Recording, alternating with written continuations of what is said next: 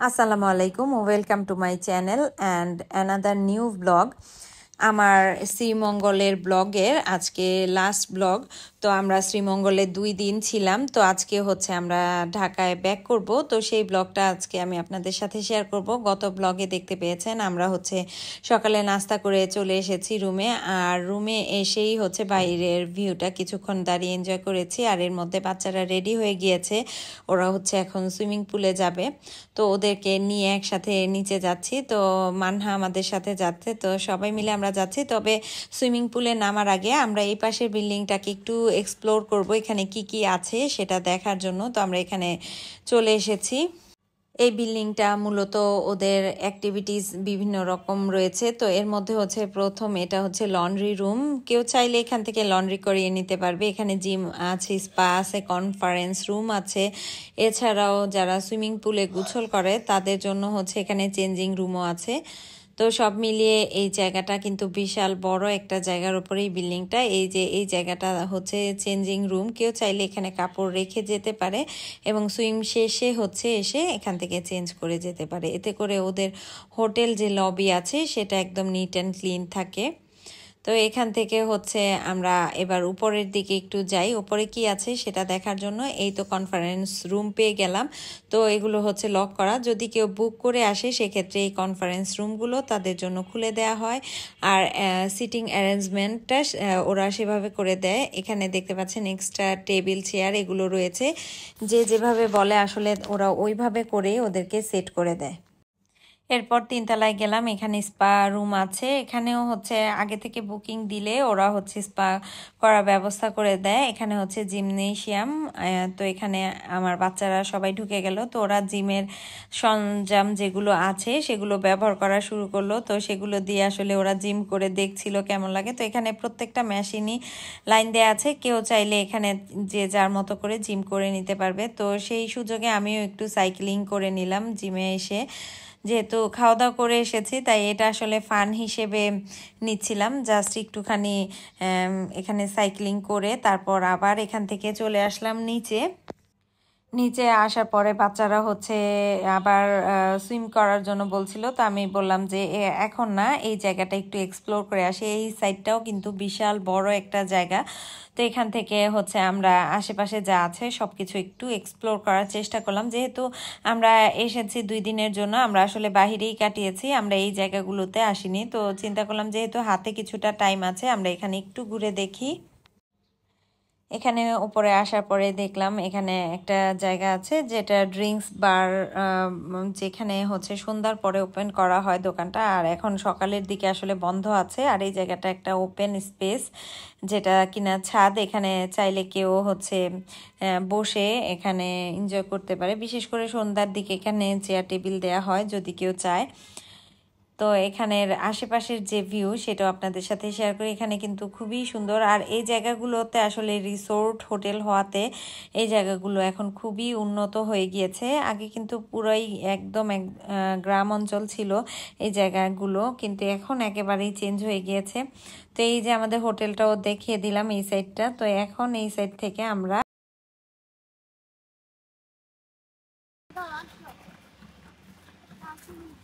এখানে কিছু চা গাছ আছে, যারা হচ্ছে দূরে যে দেখতে না পারবে তাদের জন্য। এই যে এখানে একটা ক্যামিলিয়া ফুল বা চা গাছের ফুল যেটাই বলেন না কেন সেটা এখানে আছে। এটা ফ্লেভারটা খুবই সুন্দর। আমি ফুলটা কালকে দেখানোর জন্য ভাবিকে অনেক কষ্ট করছি, বাট এখানেই যে আছে এটা কিন্তু জানতাম না।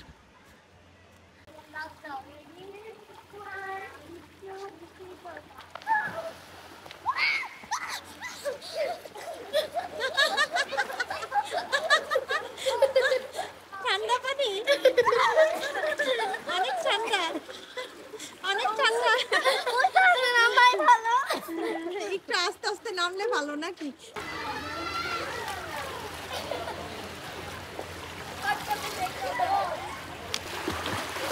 যাও মিম যাও।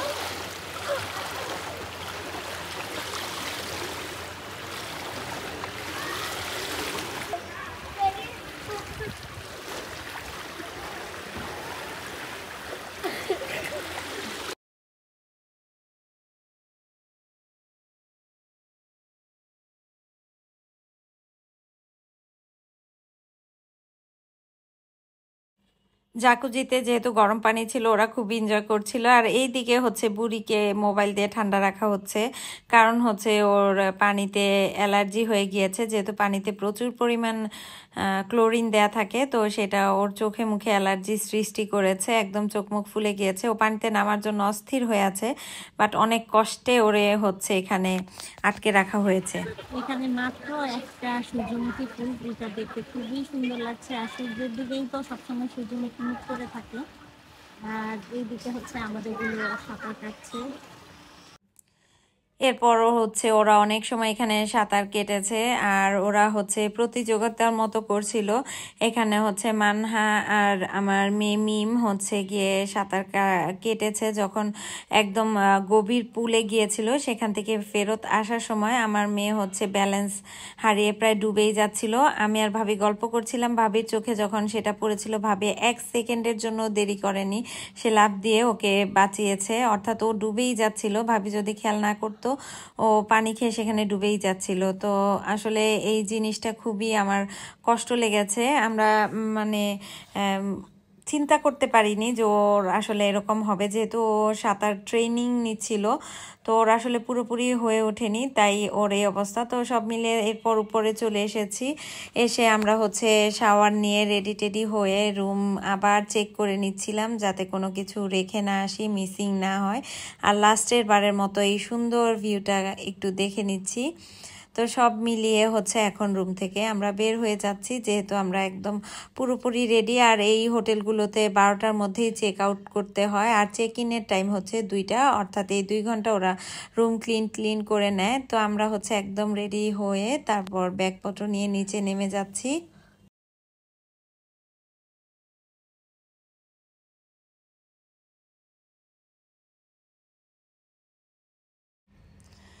এরপর আমরা এখানে লবিতে কিছু সময় বসেছিলাম, আমাদের বিল টিল সব পে করে তারপর এখন হচ্ছে আমরা শেষবারের মতো হোটেল থেকে বের হয়ে যাচ্ছি এখান থেকে। তো এই জায়গাটা আসলে খুবই মিস করব, এই 2টা দিন আসলে খুবই ভালো কেটেছে। আমার আগের ব্লগগুলো যারা দেখেছেন, যদি কোনো কিছু জানার থাকে অবশ্যই কমেন্ট করে জানাতে পারেন, আমি চেষ্টা করব সেগুলোর উত্তরগুলো আপনাদেরকে দেওয়ার জন্য যতটুকু আমি জানি। তো এখানে হচ্ছে মুসু নিজেই হচ্ছে গাড়িতে উঠে যাচ্ছিল, দেখতে পাচ্ছেন সে একটা বুড়ি হয়ে গেছে। এই ছোট্ট মুসুকে এই সেদিন কোলে নিলাম, আর সে এখন একদম পাকা বুড়ি হয়ে গেছে। এখানে বল হ্যালো। তুমি কই যাও? এই যে তুমি কোথায় যাচ্ছ? তুমি কোথায় যাও? চলো চলো, সেটা বলতে পার না। ওলো প্যারাগন থেকে বের হয়েই হচ্ছে গ্র্যান্ড সুলতান, আর গ্র্যান্ড সুলতানের সামনেই হচ্ছে এই চায়ের দোকানগুলো।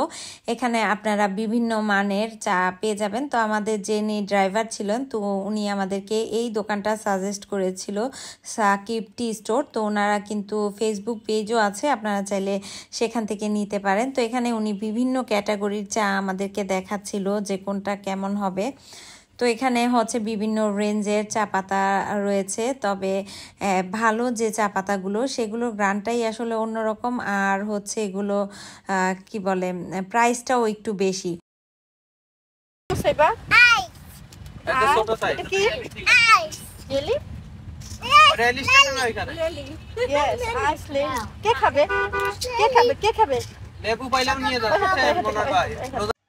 আমরা চা পাতা কিনে এখন চলে এসেছি রাবার বাগানে। আর রাবার বাগানে যেহেতু আমরা এই 2 দিনের মধ্যে যেতে পারিনি, তাই পথে যাওয়ার সময় কিছুটা সময়ের জন্য গাড়িটাকে এখানে থামিয়ে তারপর আমরা এখানে রাবার বাগানে ঢুকে গেলাম। আর যেহেতু শীতকালে শেষে গিয়েছি, সব পাতা ঝরে নিচে পড়ে আছে, আর গাছগুলো একদম দেখতে খালি দেখা যাচ্ছে, একদম ন্যাড়া হয়ে গেছে প্রত্যেকটা গাছ।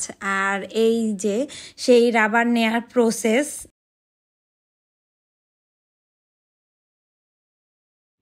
এখানে গাছগুলোকে এভাবে কেটে তারপর এরকম একটা বাটি দিয়ে রাখে, আর সারা দিন হচ্ছে কয়েক ঘন্টা পর পর ওরা হচ্ছে এই রাবারের যে সাদা কষ সেটাকে সংগ্রহ করে। এখানে রাবার বাগানের একটা অন্যরকম গন্ধ আছে, যেটা কিনা ভিডিওতে বলে বোঝানো সম্ভব না, খুবই পচা একটা গন্ধ।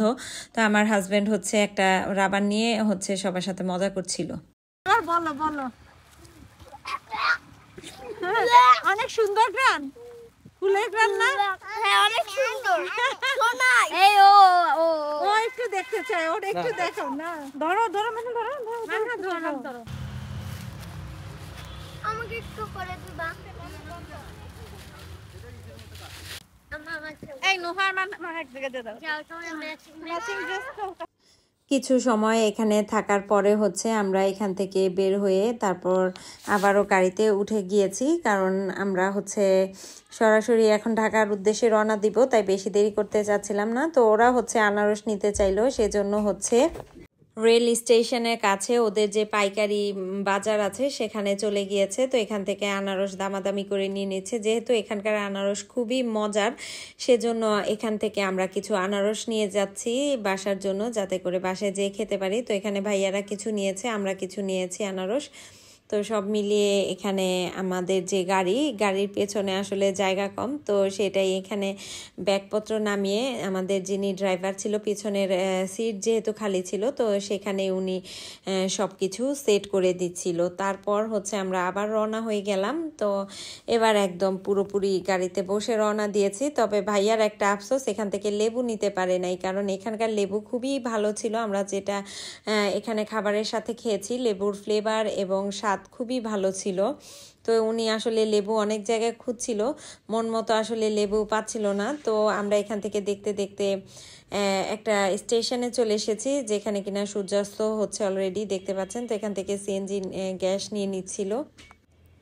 এই তো এখানে আমরা গ্যাস নেওয়ার সময় সবাই বাহিরে দাঁড়িয়েছি, আর ওরা একটু ঘুম দিয়ে উঠেছে। ওদের এক একজনের চেহারার অবস্থা খুবই করুণ হয়ে গিয়েছে। আর এখানে একটা গাছের মধ্যে কত হাজার হাজার পাখি দেখতে পাচ্ছেন, যদিও গাছটার ডালগুলো ছেটে দেওয়া হয়েছে, তারপরেও এই গাছটাতে অনেক পাখি এসে বসছিল।